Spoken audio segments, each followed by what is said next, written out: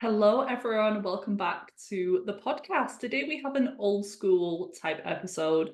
I started a lot of podcast episodes on this type. It's a Q&A. I'm going to answer listener questions.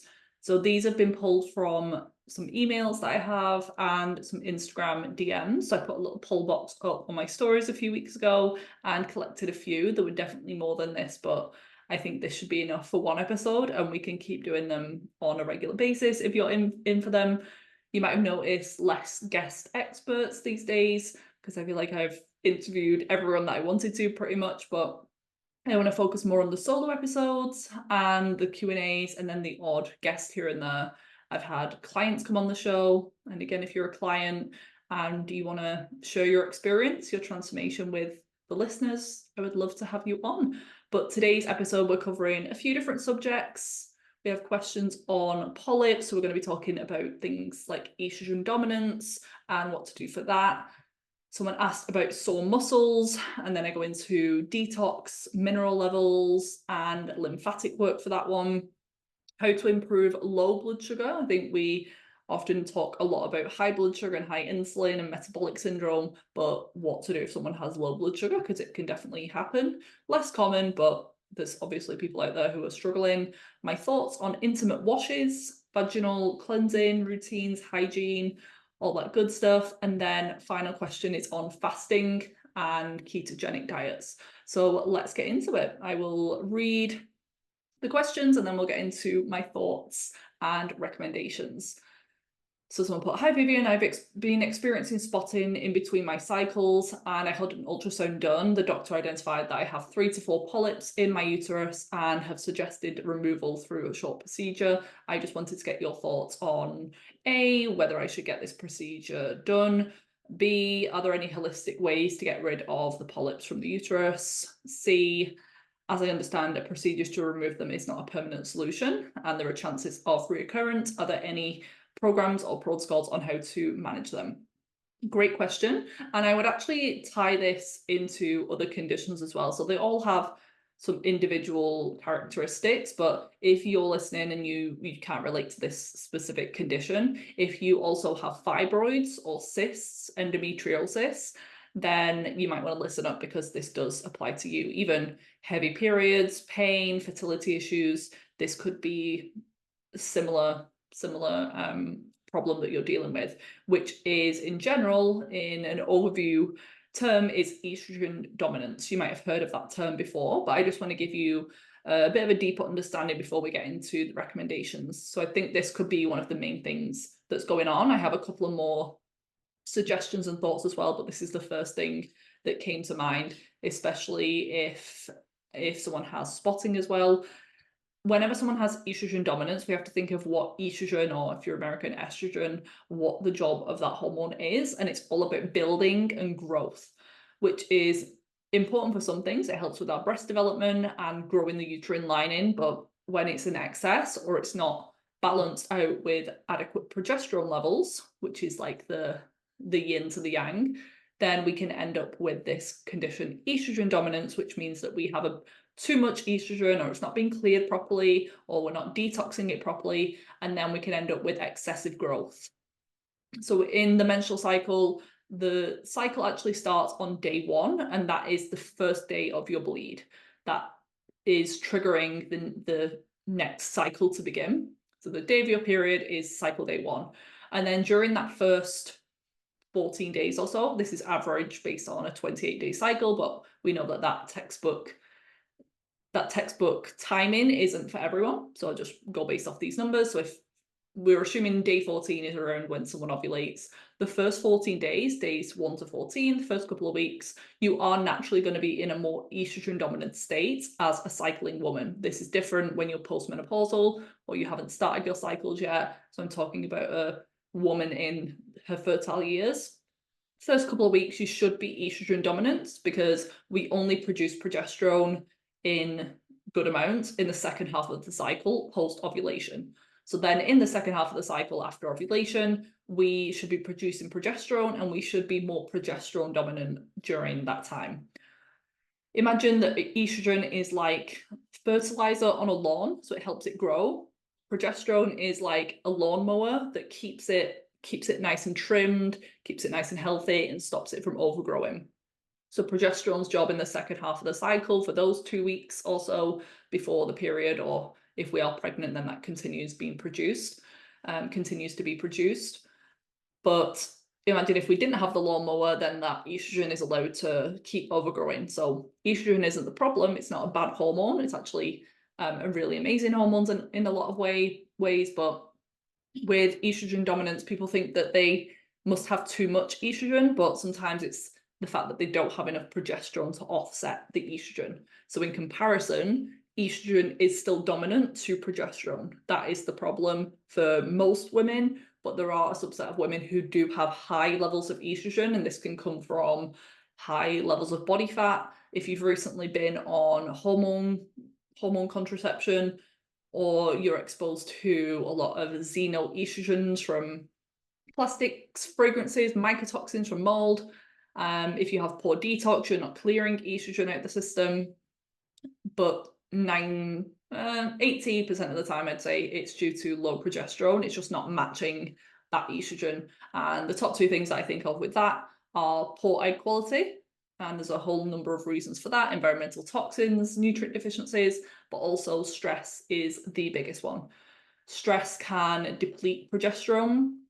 It takes a lot of energy to make progesterone and a lot of nutrients. And when we're stressed, the brain prioritizes safety and protection for the female body. And if it thinks that our life's in danger, even if it's us just worrying about work or the bills, then our fertility centers are slowed down, they're turned down, because our body and brain thinks that it's not safe to reproduce in that environment. So it's like a safety protection thing, not that the body is broken or that the body is infertile. A lot of the times it's the body doesn't feel safe enough to reproduce, so it's doing it on purpose. It's lowering your progesterone, it's making you struggle to conceive because something is going on. And with estrogen dominance, there are a few things that we can go into, but I would then think of the cause of that. So estrogen dominance isn't really a root cause. Deeper imbalances can contribute to that, and estrogen dominance usually goes along with other things, similar to any other hormone imbalance, whether it's PCOS, high testosterone, low testosterone. Hormones aren't usually the problem, they're a symptom of a deeper imbalance. I would also be thinking of your thyroid function in this case, because that might slow down the detoxification of estrogen, and we need a healthy thyroid to produce progesterone, that balancing hormone that I said. But then it becomes a vicious cycle, because you need good progesterone to have a healthy thyroid. That's where people can struggle and sometimes need supplemental support in either area just to get the ball rolling a little bit. And then long term, yeah, your healthy thyroid and metabolism should mean that you have good quality progesterone. And in the second half of the cycle, one of the telltale signs that you have ovulated is an increase in temperature, and it's the thyroid that does that, increases the metabolic rate. And if your thyroid is sluggish, even slightly, it can slow down healing and repair of the body. And next thing I touched on was the environmental aspects, that we can be exposed to these fake estrogen mimicking endocrine disruptors like plastics and parabens. Phthalates are another one. We find them in skincare and tap water, and they can be a problem, and it can take time to detox them. The first step with that is avoidance or reduction of exposure, because if you're trying to detox them but you're still using your plastic water bottle every day, you're still drinking tap water, then you are going to be like chasing your tail with that. There's actually another theory with these growths and cysts and fibroids in the body, is that they're actually a protective mechanism again to protect or wall off toxins and infections in the body. It would need a deeper health history for me to know exactly what's going on. I'd need so much more information about the person's diet and health history and stress. And I can't give medical advice at the end of the day. You know, one of the questions was, should I get this procedure, basically, but I unfortunately can't give advice on that. What I will say is that I do know of clients who have been able to heal from things like this. people with endometriosis and their symptoms have gone, ovarian cysts have cleared, and some of these have been confirmed by scans and investigations. But there is a time and a place in some cases for medical intervention. It can be necessary, it depends on the person, but either way, whether you have the procedure or not, I can't even give medical advice for my one-to-one clients, so definitely not just a random person on the internet, unfortunately.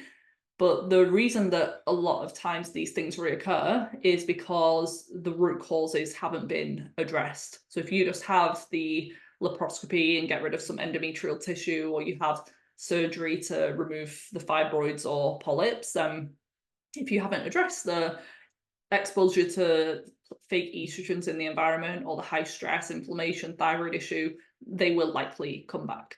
So sometimes in the case of endometriosis, having the surgery to remove some of that inflammatory tissue can really help someone's organs and system to just work better. But then they should ideally be doing these more natural things simultaneously to really reduce the risk of recurrence. There is going to be a genetic component. While some people are more prone to this sort of condition versus a lot of digestive issues versus chronic pain and migraines, genetics are involved in that. And we all have predispositions and weaknesses in certain area, but it completely depends on the severity, how much it's impacting your life, how big the growths are, and whether you've already tried all the foundational stuff first. In this case, my hormone reset package would be great because this would give us a chance to really work on all of these areas and investigate further what's going on in your situation. It does take a minimum of 3 months to actually start to affect your hormone levels and egg quality and progesterone levels. So this is why my 6-month program is timed the way that it is, because I feel like that's a really good time for most people to start to feel a shift. And in this package, you would get more personalization for supplements because it does depend on what contributing factors are present. Is it toxins? Does someone need detox support, liver support, binders? Are there thyroid issues and stress? If so, they might need help with mineral levels and circadian rhythm support. And just a couple of things to look a little bit into in cases of growths and polyps would be systemic enzymes, things like serrapeptidase, which can be useful, but I would recommend working with a practitioner on this. You need to know what you're doing. And if you have hidden infections, maybe as a contributing factor to these growths, then taking systemic enzymes can actually simultaneously break down what are called biofilms, these protective barriers and walls around infection. So if you're just taking them randomly and your body isn't prepared for that, you might feel worse and you might actually start to release these toxicities and infections back into the system. A more general safe recommendation I can give, but still start slowly, would be castor oil packs and daily lymphatic work. These should be okay for you to start yourselves, but I do have more in-depth recommendations on these areas in the Hormone Reset Library, which if you're a one-to-one client, you do get access to this, lifetime access. And I will potentially be making that program, it's like a complimentary program, a resource library that they get. I might also be making this into a library, content library available to the general public very soon, but that's not ready just yet, so stay tuned. There's tons of masterclasses on there, information on mindset, subconscious healing, there's workout guides, and so much more. And finally, food-wise, I'm guessing this person is already eating real whole foods, but you'd be surprised. Some people are just overlooking that and they're going to supplements and more intense things. If you're not already eating real whole foods, then please start there. Organic as much as possible as well, because if you are exposed to pesticides, that's going to increase your toxic load, but do the best that you can. We want it to be high in protein, so minimum 100 grams of protein per day, maybe more. Regulate your blood sugar because excess insulin can stimulate growth and proliferation of tissues as well. We want to minimize alcohol, and with caffeine, it's not something that you have to avoid completely in some cases, because there are some benefits to things like green tea. So if you are going to have caffeine and can already tolerate it, I probably wouldn't start drinking it if you don't already. But if you are, then swap your regular coffee poor quality coffee to something like green tea and matcha, which is supportive to estrogen detoxification, or king coffee, which is coffee, but it's mold-free, pesticide-free, and it's infused with reishi mushroom spores, which are immune modulating, anti-inflammatory, and they support your stress and your adrenals too. A test that you might want to do in this case is the Dutch Complete test. This is an add-on that you can order as part of the hormone reset package if you're wanting to investigate this overall estrogen level, your estrogen to progesterone ratio, and the detoxification of your estrogen as well. All three of those things are really important. Blood testing only gives you so much info. My package also comes with a HTMA, which is really good for showing heavy metals, this toxicity, and minerals are really important for hormone production and detox. So I know that was a lot of information. If you have to go back and make notes, please do. I should say from now on, if you want to make notes as we go forward, I would highly recommend. So grab your journal. Question 2 is, I'm curious, what would you suggest as a few things that can really ease sore muscles? Supplements, practices, and otherwise. I think it would be so helpful, even going a little bit in depth on lactic acid release and lymph drainage. I think so many women would benefit from knowing what to do if they get extremely sore from a little exercise, they feel that they have lactic acid buildup and get kind of swollen and inflamed. Another good question. I would say mineral imbalances were my first thought, and especially the calcium to magnesium ratio and imbalances within those two macro minerals. Calcium shell is one of the most common imbalances that I see on HTMA testing. And this means not that you have too much calcium, that it's building up and it's storing in the wrong places. And with magnesium, most people are deficient, but there is such an art and a science to mineral balancing. You can't just mega dose magnesium because there's other cofactors that you need to help regulate it, like B vitamins, and minerals can work in synergy. So if you just start taking one mineral in high amounts, you could actually start depleting other minerals further. With magnesium, it's often the electrolytes that get depleted. So if you test and see that you have all of them low, calcium, magnesium, sodium, potassium, which are your main master minerals, but you just go in first with high dose magnesium, your electrolytes are going to stay suppressed because of that. This is why we test and not guess. I do have a mineral balancing course available right now. It's only £447. You get a mineral test within that, which is probably my favorite functional lab test out of all of these Dutch tests, stool tests. Plus you get the program I'm Balanced, which teaches you how to understand your results and your report. And you have an ongoing course then to check in with once or twice a year, and it'll teach you how to balance your minerals naturally, what your report means, because you have to be trained on how to understand this. The general recommendations from the lab just aren't specific enough. And if you do need extra tests ongoing, once or twice a year, if you want to run them on family members too, currently they're just £99 extra. So that'll be linked in the show notes. Or if you want to just speed up the results and bypass you having to do the work, not do the work, but understand the report, you want me to do that, you do get this HTMA in Hormone Reset package, which is my one-to-one 6-month program that I've mentioned. And I would then go through your results and create a plan for you. So it's how much involvement you want in it. If you just want to kind of follow a plan, have some understanding as to what's going on, but not have to put the protocol together yourself, then the one-to-one program might be better for you. But everything is linked in the show notes if you want to have a quick look. So the things that influence this calcium to magnesium imbalance, the calcium shell is very linked to stress and trauma in the system.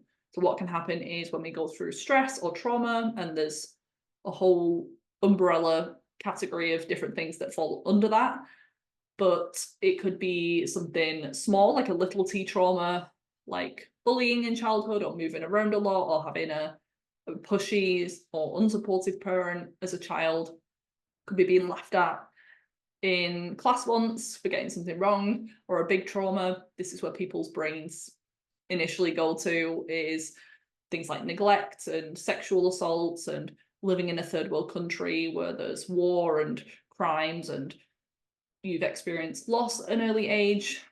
Sometimes divorce, parents divorcing can fall under that as well. And we all have been through some sort of trauma, because it's how your body interprets and responds to it that determines whether it's trauma or not. It's highly individual to the person, and our minds as a child can often perceive things like very differently to how they were.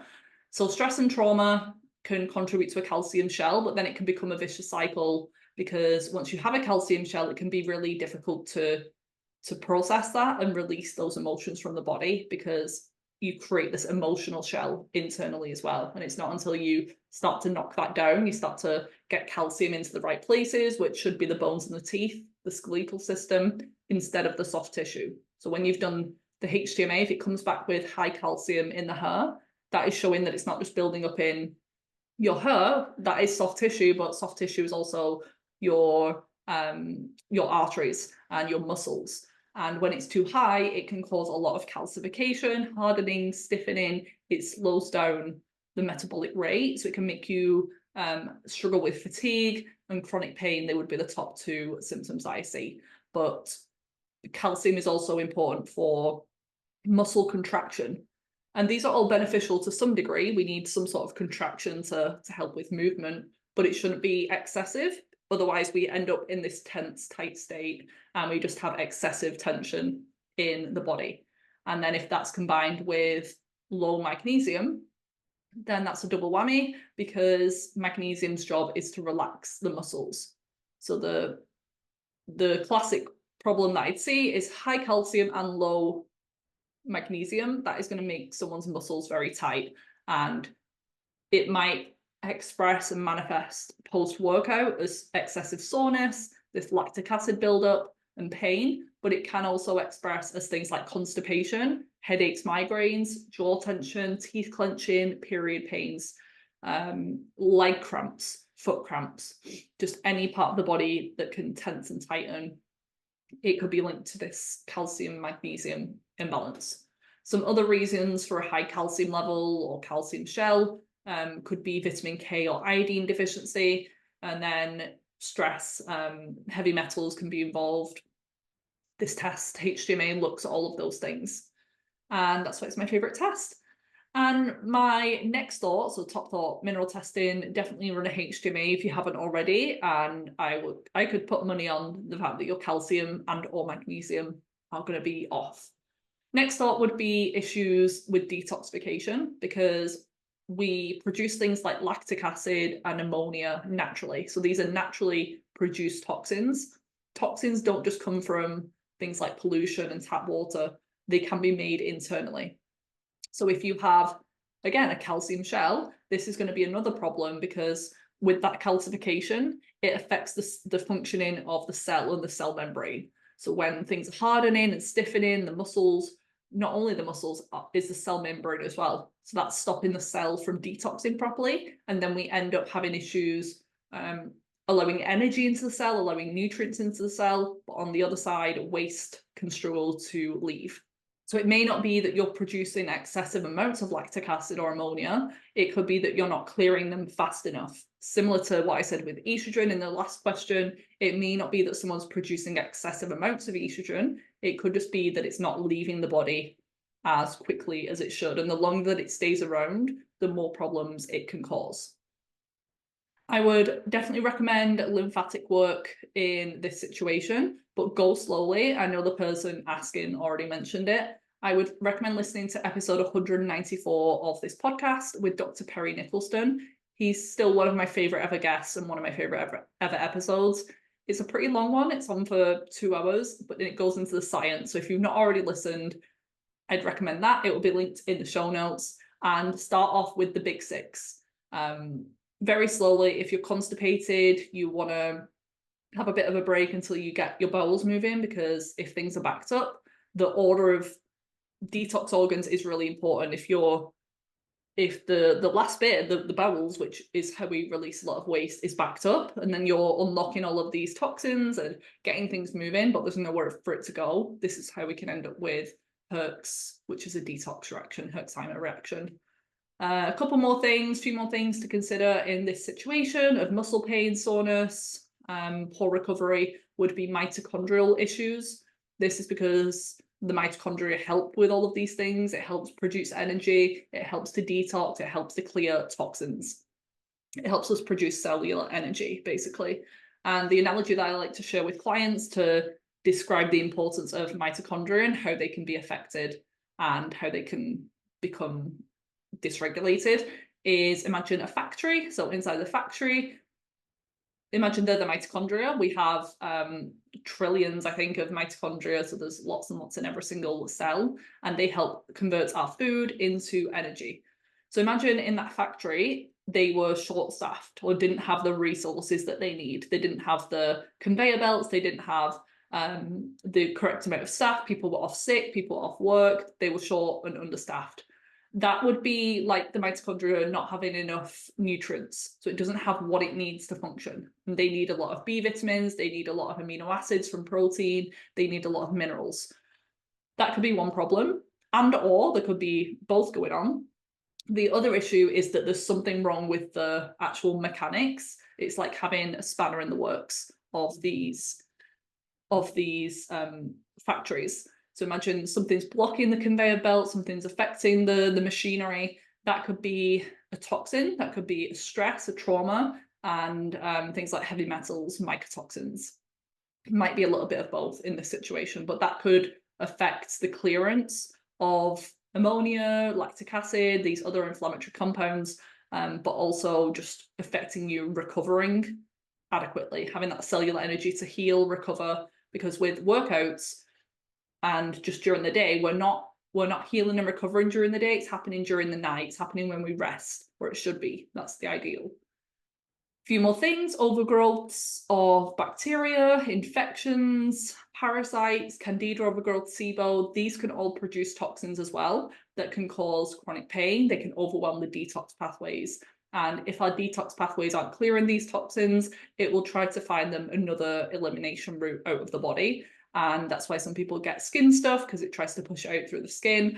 This is why a lot of people get brain fog and fatigue, because it just zaps your energy and it overwhelms the system. And things like candida and yeast, specifically mold mycotoxins, these can also produce acetaldehyde, which is like an alcohol, and this can cause a lot of pain and sluggishness. It can feel like you're hungover even if you don't drink at all. And then it gets worse if you have more carbs and sugar, because they love to feed on that. Hydration. Are you drinking enough water? I know it might be very simple, but please don't overlook this. And the quality of the water is important, ideally filtered, so that we're not being exposed to a lot of these endocrine disruptors and heavy metals, but also making sure you have the minerals to properly hydrate the cells. You could be drinking liters a day, really good quality water, but if you don't have the mineral status, again, with electrolytes in particular, sodium and potassium, you're not going to hydrate on a cellular level. And then last few things, in this case, cortisol issues can be involved, mainly high cortisol, but sometimes low cortisol can manifest in a similar way. This is why testing can be really important. The mineral test can actually give insight as to what's going on in someone's adrenal, in their adrenal health, but a Dutch urine test, this is a complete hormone panel, is more accurate than blood or cortisol saliva testing.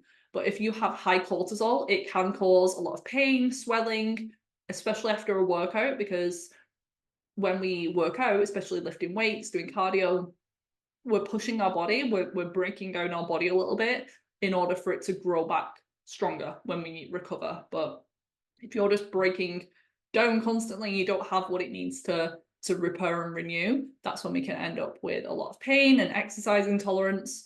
And then other things that can help is making sure that you're not over exercising.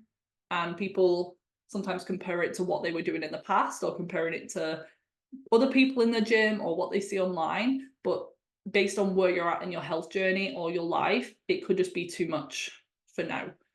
And making sure that you're having proper rest. Even the best athletes in the world, they know that the results and all of the benefits and the improvements come from resting and recovering. Making sure your sleep's good, making sure that you're nourishing your body. If you're eating a lot of pro-inflammatory foods. Even in the health world, it could just be you're eating too many polyunsaturated fatty acids. You're reaching for convenience foods that are maybe gluten-free and dairy-free and organic, but they have sunflower oil or soybean oil in there. We don't need to avoid them completely, in my opinion, because it can be very difficult to do that. But if you're using products every day, sometimes they're in sauces, or they're in protein bars or protein powders. So just reading the ingredients and making sure that you're limiting as much as possible these polyunsaturated fatty acids. Are you eating enough protein? Are you eating enough carbs? Are you eating enough in general? The macronutrient balance is very individual to the person, whether you need more carbs or less fat or vice versa. So yeah, working with a practitioner can help you to determine that a little bit more. And then topically, you can do things like Epsom salt baths, which is magnesium sulfate. You can do magnesium transdermally through the skin. And this is sometimes better absorbed, better tolerated, and there is less risk of that electrolyte depletion that I mentioned before, as opposed to using oral supplements.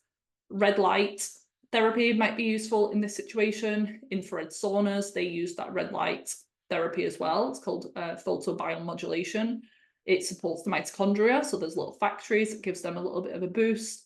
It can help with soreness, muscle injuries, puffiness. I recently had puffiness in my face just from traveling and sleep deprivation, and woke up in the morning, I had a pretty puffy face, and I put my red light mask on, and within 20 minutes it had completely gone down. The products that I love are from Blue Blocks. I will link my link and code in the show notes. And they have a few different products. I've now got the blue light glasses. There's that here, my red lens glasses. They have loads of different styles. And then I've got a red light mini box that I could use on my head for hair growth, my thyroid, any localized injuries. And then I've recently been sent the mask, the skin mask, and love it. So that's what I use for collagen production and skin, and yeah, any like hyperpigmentation on my face. Last but not least, sunlight, grounding. These help with exposing our body to negative ions that help with oxidative stress, free radical damage. Being in the sun and being connected to nature helps to regulate your hormones and cortisol, so that you do have a better sleep and therefore better recovery. And I know it doesn't seem like getting sunlight, especially in the morning, and having mini light breaks throughout the day is important for muscle soreness, but it absolutely is. So lots to consider with that one. Give them a try, and I would love to know how you feel, which one helps you. Next question, very simple: how to improve low blood sugar or hypoglycemia. As we go through this question, I will use the term glucose and sugar interchangeably, and they mean the same thing. And when we eat carbohydrates, our body converts them into glucose/sugar. So carbs and sugar and glucose are all the same. It's all the same thing. I'm assuming that this person doesn't have diagnosed diabetes or is taking insulin or any medication like that, because that would change the protocol a little bit more. And symptoms, if you're not sure whether this is you or not, whether this is relevant, some symptoms can be hunger, which can be intense and sudden, sometimes anxiety, nervousness, shakiness, sweating.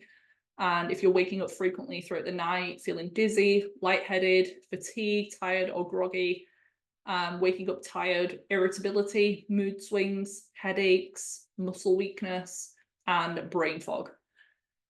A lot of my clients, a lot of people online recently are talking about high blood sugar, and that is still relevant, but low can be just as problematic. We don't want any extremes here. The ideal should be a nice wave throughout the day rather than a roller coaster of up and downs when it comes to blood sugar. So after we eat, it should rise gradually, stay elevated for a little bit, and then make its way down and not crash too low.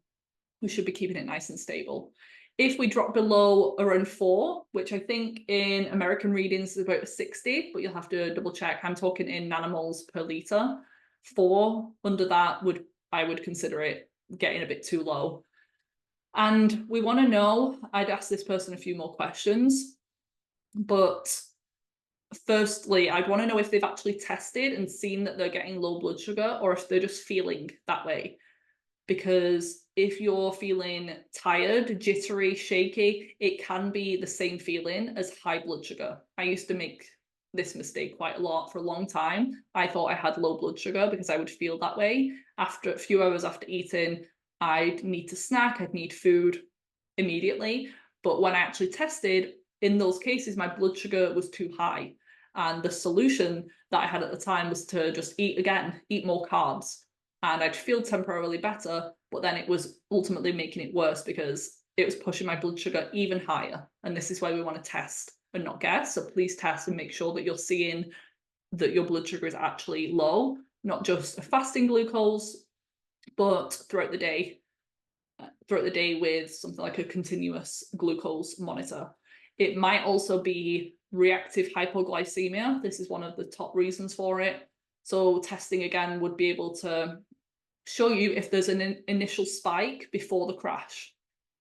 If you have a very high spike, that can lead to a very fast depletion, a very low, because when the blood sugar raises, it signals to the body to release insulin. And then if it's a big signal, we release a lot of insulin, and that will take and clear the blood sugar very quickly from the bloodstream to feed the cell, but it can make us feel like we've had this huge drop. When the blood sugar is high for too long, it can be inflammatory and it can produce excess insulin and it can cause damage to the blood vessels and tissues.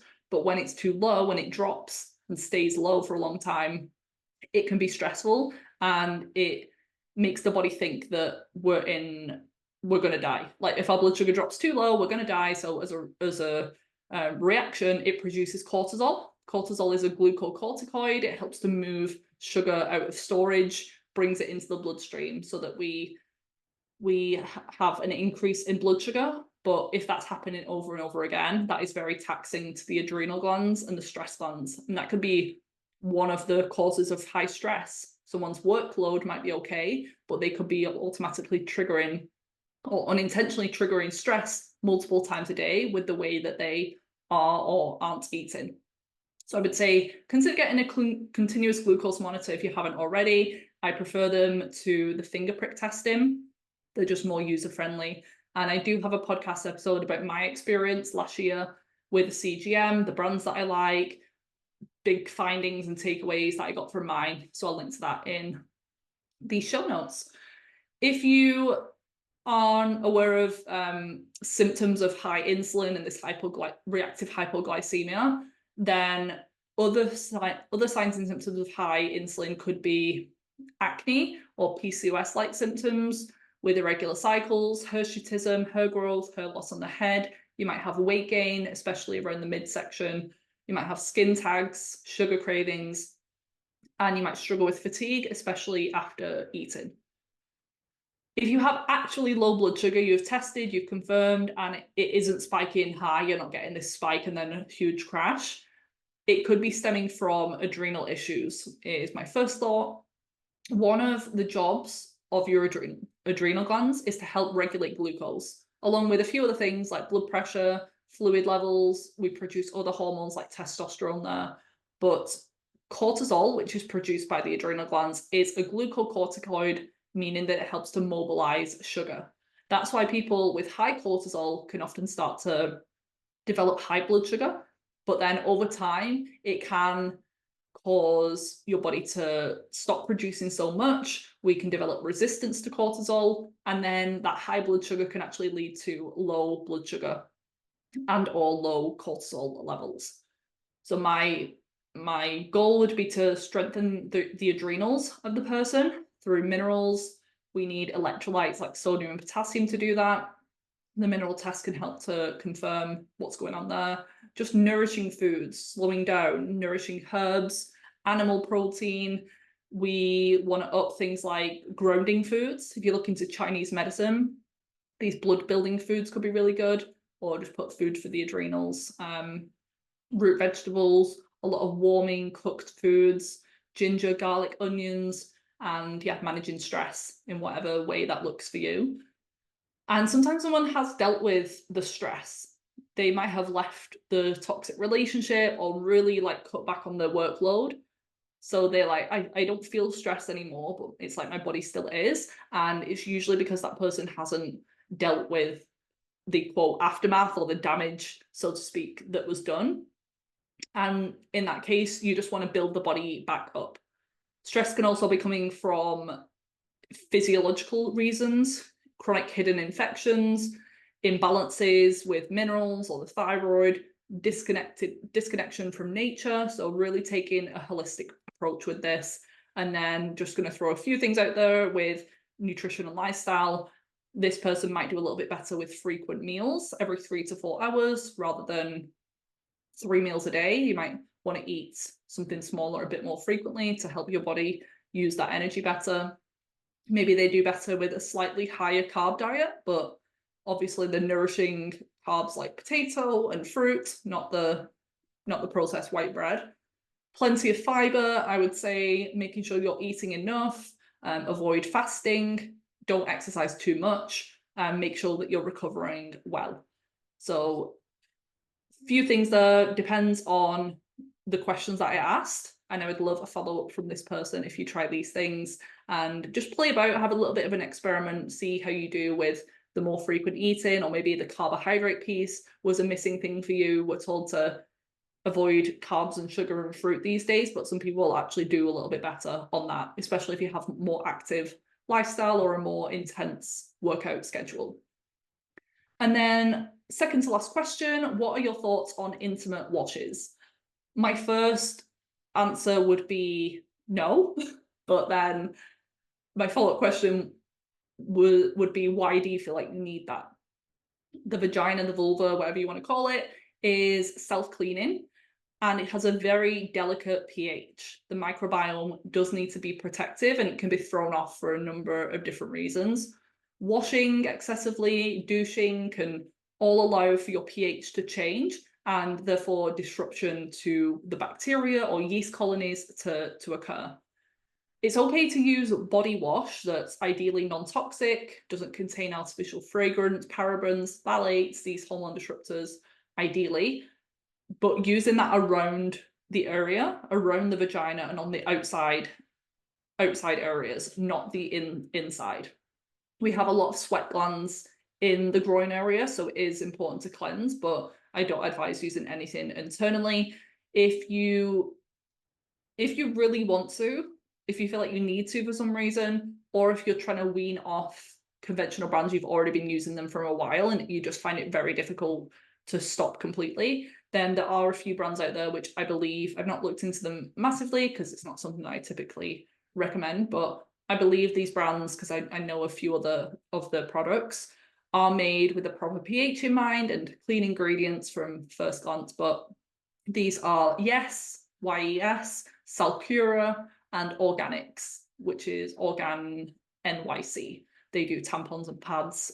So I know that they're like a good quality brand and they do offer vaginal intimate washes if you need them, but sometimes we need to wean off the other ones a little bit more. But again, why do you feel like you need this? If you have abnormal odor, if you have abnormal discharge, this can be a sign of a deeper problem. It could be yeast overgrowth, it could be a pathogen in the vaginal microbiome, it could be a low level of beneficial flora, species like lactobacillus.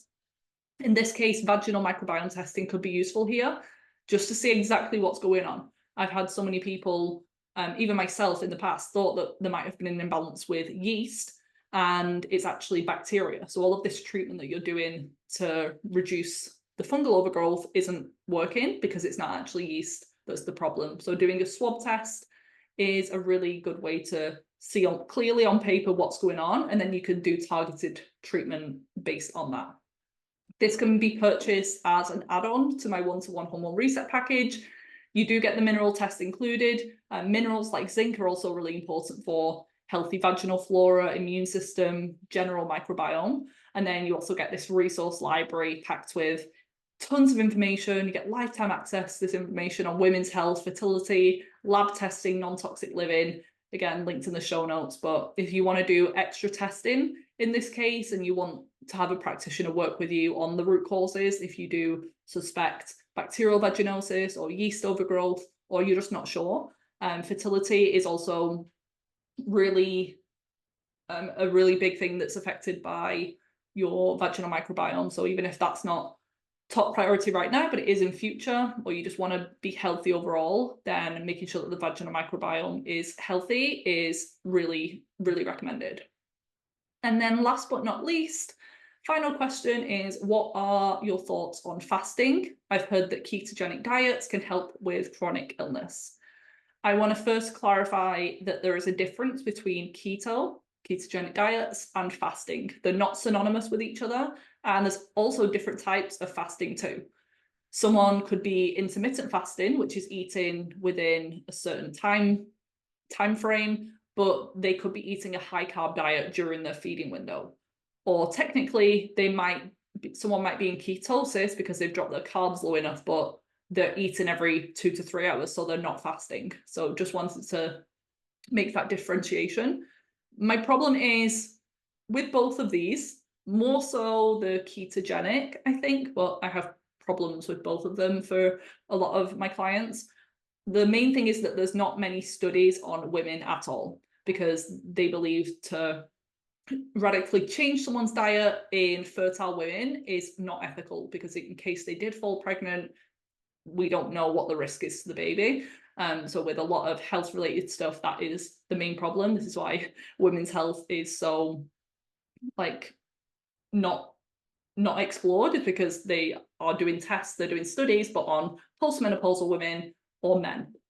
But for evolutionary reasons, and from my experience in the health and hormone industry for about 10 years now, supporting clients, I don't think that intermittent fasting, prolonged fasting, or ketogenic diets are beneficial for women, especially if they have hormone imbalances.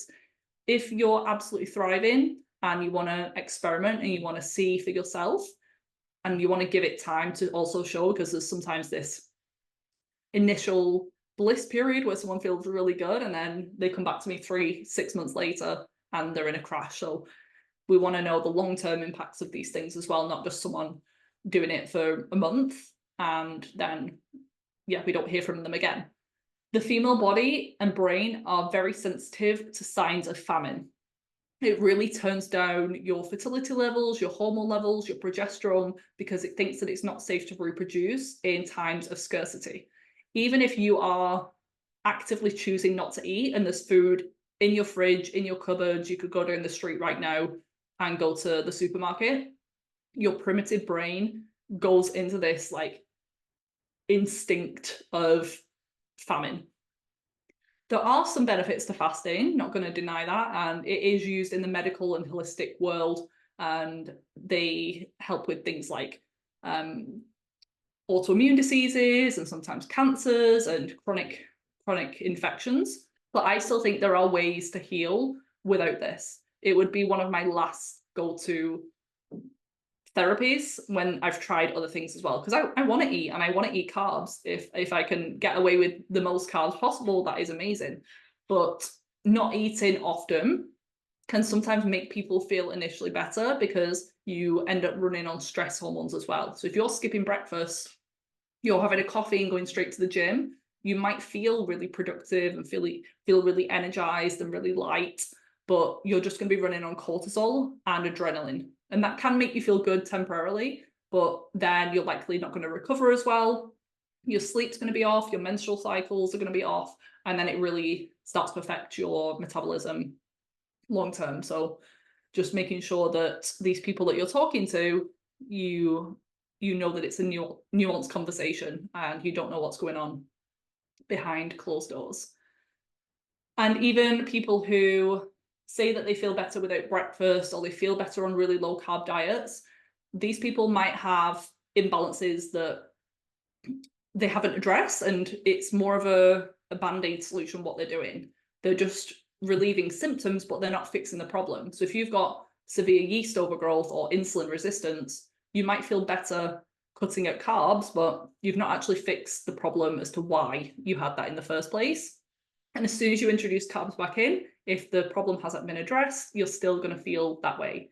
Or if someone has major bacterial overgrowth and poor digestion, the obviously not going to feel as bloated when they're not eating, because there's less food coming in, there's less things to react to.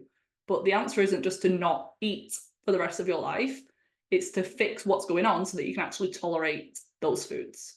One of the top benefits that's shared about fasting is that it can help to stimulate the body's self-cleaning and self-healing mechanisms. It's really like the ultimate reset, but another problem is that it's not addressing the underlying causes of your symptoms, of your autoimmunity, of your chronic infections, of your chronic brain fog and digestive issues.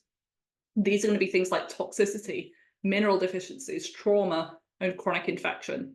You can't just starve out an infection. If you have severe yeast overgrowth, just going on an anti-candida diet for the rest of your life might improve symptoms, but it's not actually going to get rid of the yeast overgrowth. When it gets to a certain level, you need to take products to bring the levels down. And then long term, maybe not eating as many refined carbs as you used to is part of the solution. Not drinking a ton of alcohol, not taking antibiotics every other week is important, but yeah, we can't starve out infections. And you're also going to end up with nutrient deficiencies if you just keep cutting out foods for long periods of time. We need food and nutrients to actually heal us. I would say both fasting and keto can also be pretty unsustainable long term, and it can become a vicious cycle with things like blood sugar, because when you're low carb, it might help your numbers look better on a blood sugar monitor, but a lot of potassium-rich foods are found in carbohydrates. So if you're cutting them out, things like potatoes, banana, coconut water, if you're not eating those things, you're going to end up with low potassium, and then potassium is needed to regulate glucose. So if you've just cut out carbs, yes, when you introduce them, you're probably not going to feel great if you haven't addressed that. So that's why people get stuck on those diets, because they say, I feel so clear and feel so energized when I am low carb, and then as soon as I start eating carbs again, I feel really shaky and jittery. So it must be carbs that are the problem, but it's not. It's let's do a mineral test and let's see what's going on with your potassium in particular. And there's like this developed insulin resistance that happens. I forgot the name of it, but it's when your body's been in the fat burning mode for too long and it's not been used to burning carbohydrates frequently, it kind of forgets how to do it properly. So then if you do eat a big bowl of potatoes with your steak, you are going to feel terrible, but you can train your body to tolerate them again when you work on what's making you insulin resistant in the first place. I think we can take inspiration from both of these tools. With the fasting piece, maybe we don't start like going down to 2 meals a day or just 1 meal a day or crazy eating and fasting at windows. Instead, why don't we just try not constantly snacking throughout the day instead? Leaving a good period of time between meals to allow our blood sugar and insulin to come down, and allowing our gut to process all of the food that's in there. Maybe we focus on a 12-hour window overnight, 12 to 14 hours. That means if you stop eating at 7 p.m., you don't start eating until 7 a.m. But other than that, I think unless it's a really specific reason, and if you're guided by a practitioner, I wouldn't practice any long-term fasting, water fasting, dry fasting, intermittent fasting. I wouldn't recommend that. I think there's so many other things to explore. And then for the keto side of things, I don't think we need to go to the extreme and really cut out or cut down a huge food group like carbohydrates. Instead, maybe we just needed to increase our healthy fats a little bit. Maybe that's why we're feeling an improvement. Maybe it's that we started cooking with animal fat like tallow instead of sunflower oil, or we really reduced the intake of refined carbs and processed foods, but no need to go to the extreme. It's like when people go vegan, they go from eating completely processed food and there's some meat in there, but then they go plant-based and they start eating home-cooked meals. They eat more plants, more diversity. They are using less processed foods overall. And then they blame it all on the meat when it could just be the fact that they're paying more attention to their food and just health overall. Bottom line, healing for me requires nourishment and feelings of safety, especially in a woman's body. This is my opinion. Fasting and ketogenic diets don't support that from what I've seen in my practice. So I hope that helps. I would love to do more Q&As if you enjoyed it. Feel free to send questions into the podcast email, which is hormonesinharmony@gmail.com. And look out for my Q&A boxes that I put on Instagram stories every so often. And if you enjoy this, I will absolutely do more because I'm here to serve you all. So I hope you have a lovely rest of your day, whatever you're up to. I really hope you enjoyed this episode. If you did, I would love for you to leave me a rating and review on your podcast app, as this helps to support the show and it allows it to reach more people with this valuable information. Come and say hi over on Instagram. I'm at Viva Natural Health. And if you haven't already, check out my website, vivanaturalhealth.co.uk, for tons more free resources and to discover how I could support you further. I currently offer one-on-one consultation packages if you want my top level support, then more affordable group programs and self-paced online courses. So there really is something for everyone. Enjoy the rest of your day, and I'll see you back here next week for another episode.